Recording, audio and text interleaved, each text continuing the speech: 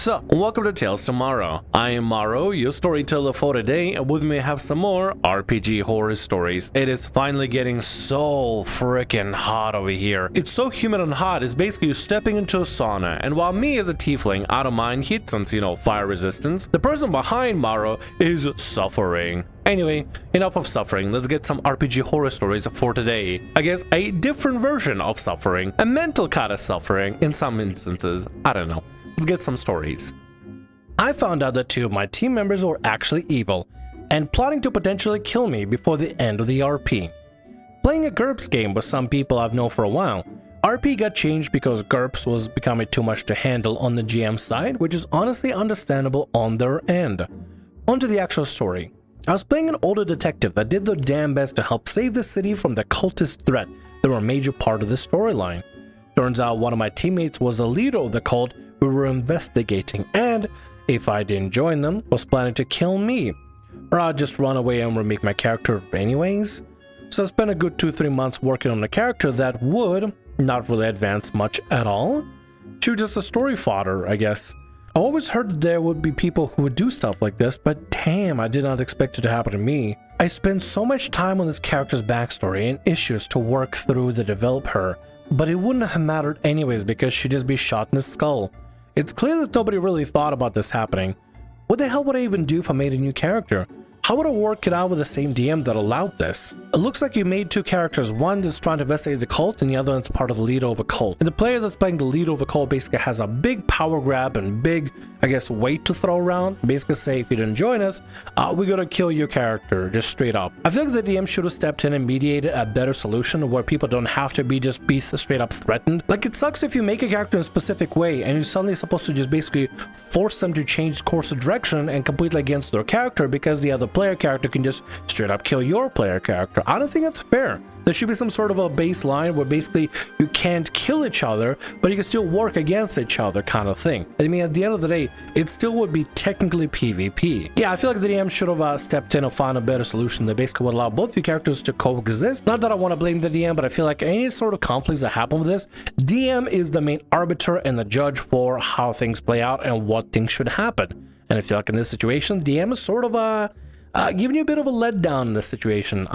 I would definitely talk to the DM about future solutions of how to make it so that you don't have to have your character just be completely killed off just because the other person is leader of a cult. If somebody understands GURPS better, maybe you have a better solution for this. Let me know down in the comment section below. Let's get to the next story for today. New player couldn't handle that my character, a woman, was stronger than his. This is my first year in college, and I joined a D&D group through a friend who was also in the group. Currently, for the permanent campaign, the players are me, the only girl on the table, and 3 other guys, plus the DM. Everyone is in my year except one senior with whom the DM plays basketball. Another guy, Jack, joined our table a few weeks ago. I've been playing a strength fighter while the others have been playing characters with lower strength. Jack made a paladin. When the rest of us introduced our characters to him, he started to point out how weird it was that I, the smallest person, was playing a strength character. We just laughed about it, though he kept bringing the point again and again and saying how now he had the strongest character. Weird flex, but okay. I mean, doesn't really matter. I mean, you guys are a party. Doesn't matter who has more strength than each other. You guys are working together.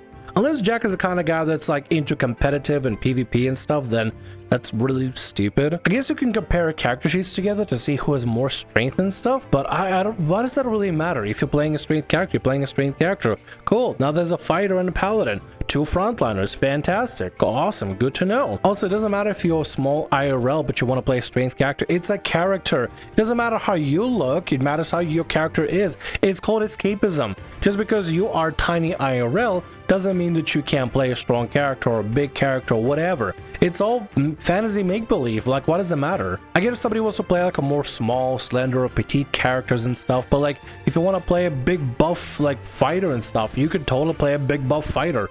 Do whatever you want, it doesn't matter. It's all game at the end of the day. Eventually my character and his had a tug of war, and I won.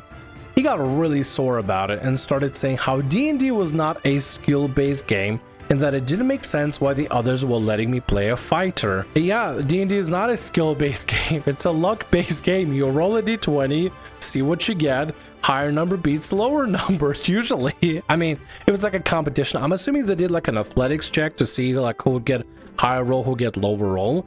You just got unlucky. But why is this guy so butthurt over this? Also, OP is perfectly valid to play fighter. She could play whatever the hell class she wants. Why does it matter to him? He started arguing with everyone, and it kept getting more and more heated until eventually he shouted at me that I could pretend to play whatever strength I wanted, but he could beat me up. Oh my god! Jesus Christ!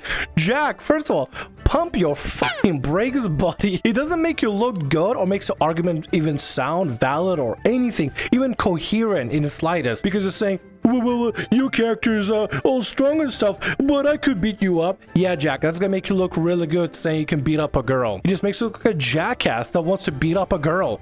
Why do you want to beat up a girl? What is your problem? Why is he so butthurt over this? Everybody's playing make-believe strong characters. He's not real an IRL paladin. She's not a real IRL fighter. Nobody's a tiefling. Tieflings don't even exist in this fucking universe. Although it would be kind of cool. But they don't exist in this fucking universe, on this mortal coil that we all live on. What's this fucking incoherent argument of, I could still beat you up like a school bully or some shit? Are you 5, Jack? Jack, are you 5? Are you a playground bully that's like 5 years old fighting in the sandbox with other kids? Is that what you're doing? He's a college student. Jack is a college student. He's old enough to know that this kind of stuff looks petty and like fucking kindergarten. Fighting somebody in the sandbox saying, I could beat up a girl. What the fuck is that supposed to mean? The senior got really pissed and told him to shut up and leave the table, which he did. Good. Or maybe not good. I bet Jack went back to the sandbox. Actually, I kind of worry right now. I think Jack went over to the sandbox across the street to fight the other kids and say he could beat them up and be a school bully or like a sandbox bully. Jesus Christ. Somebody get a grip on Jack, because clearly Jack doesn't get a grip on reality whatsoever. Let's get to the next story for today. Hey GM introduces AFK friend and spotlight hogging girlfriend. This happened about a year ago. This isn't really a horror story per se, just a waste of time and money. I was playing a TTRPG online, let's call it D&D, on Start Playing. The game is not important to this. I was throwing down 20 to 30 a session because I really wanted to learn the system and nobody in my player group wanted to play it. Things were going good for the first 10 sessions or so. DM's friend Jake joined by session 2, and they were a blast to have in the party. It was a good mix of roleplay and I was really feeling the immersion in the setting. Then a couple of players dropped out due to scheduling issues, though I wondered if it was something else, and they left the server. Then the DM brought their friend Bob in. Bob was a good player when they were engaged. However, they were constantly about an hour late and would randomly leave the game for about a half an hour at a time to deal with intermittent family issues. It got to the point where I was consistently waiting an hour just to play something that I paid for.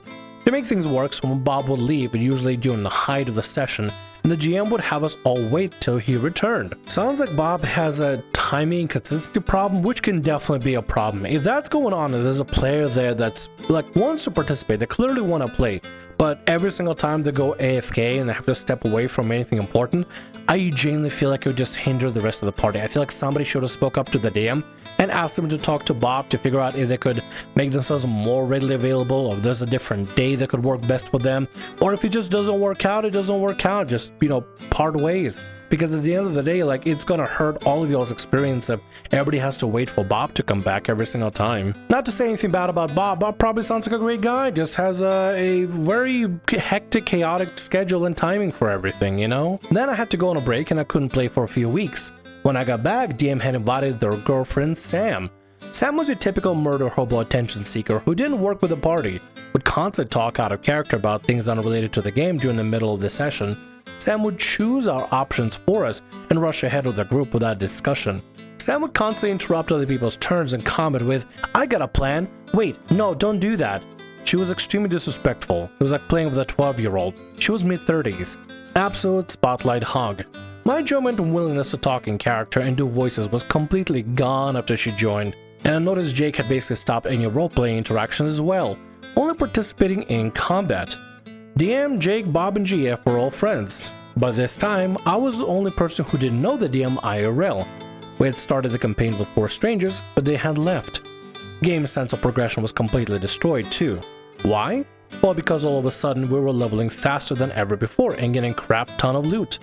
My last 2 sessions, I think I did like 4 dice rolls. Those are some real expensive dice rolls. I don't know how true it was, but it started to feel like I was just bankrolling the group of friends to play D&D amongst themselves. If there's ever concern about party cohesion, even if they're all a bunch of friends, at the end of the day, DM should still be a DM and make sure that things are treated fairly between all players that are playing together. Even if they have buddies in a group that maybe they like to hang out and do stuff with, at the end of the day, DMs should try to be as neutral as possible, make sure that every player gets equal and fair treatment, especially in this situation where the one player feels left out because they're not get to do anything at all except 4 dice rolls for like what, 20 bucks, 30 bucks I have to pay per session? Christ, that's some really expensive dice rolls, dude. Good lord. I feel like you really should have voiced the concern to the DM and try to figure things out, or dipped out before things got worse, because as far as I can tell, things aren't getting better, but there's more to the post, so let's continue. Anyway, I quit after the second game with Sam in a party. List of red flags I should have saw. Moving the start time back, then starting the real game an hour after that. Letting someone stay despite them causing more than 1 hour of gameplay disruption by them not being there. Introducing their murder hobo girlfriend who hogs the spotlight and interrupts other players. Changing the pacing and other tone of the game to accommodate said GF. DMPC, minor just annoying. Any attention given to the DMPC is important, takes agency away from the players.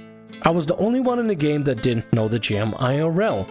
Quote-unquote professional DM on start playing with less than 100 games hosted, yet they have several open seats in their other games. If the game doesn't work for you, the game doesn't work for you. But I mean, noticing these kind of signs and making a decision that maybe it's just not for you, it's probably best to dip out early because, hey, no D&D is better than bad D&D. Glad you left on second session with Sam because it didn't seem like it was really a lot of fun or really kind of thing you're looking forward to.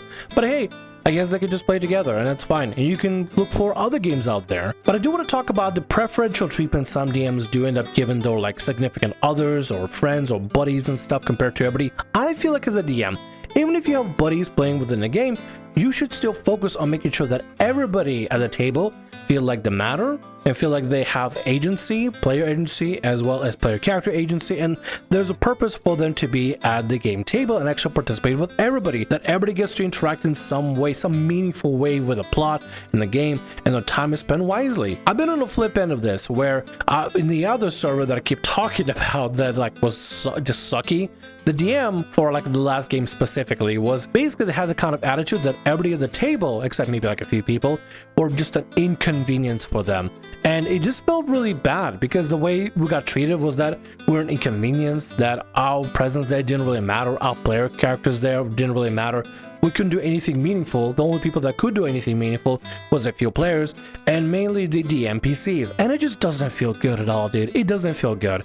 I feel like even if you have your significant others there at the table or your buddies there, everybody at the table should be treated equally. Otherwise, it's just not fair for the people that aren't your buddies or aren't your friends, or strangers that just want to play some D&D. Anyway, OP, I'm glad you left early on when you saw red flags. Also, really reconsider spending 20 to 30 bucks playing any TTRPGs. Like, I get sometimes you have paid DM services and stuff, but 20 to 30 bucks per session? Whoa! That's gotta really add up. And with that, that's gonna be all our stories for today. I want to thank you very much for watching, and thanks so much for being here. If you like what I do, consider subscribing to the channel and leaving a like. Also, if the RPG Horror Stories ever goes down, or if you want to submit your own personalized horror story, email is down in the description below. I'll see you again in more Tales Tomorrow. Bye-bye.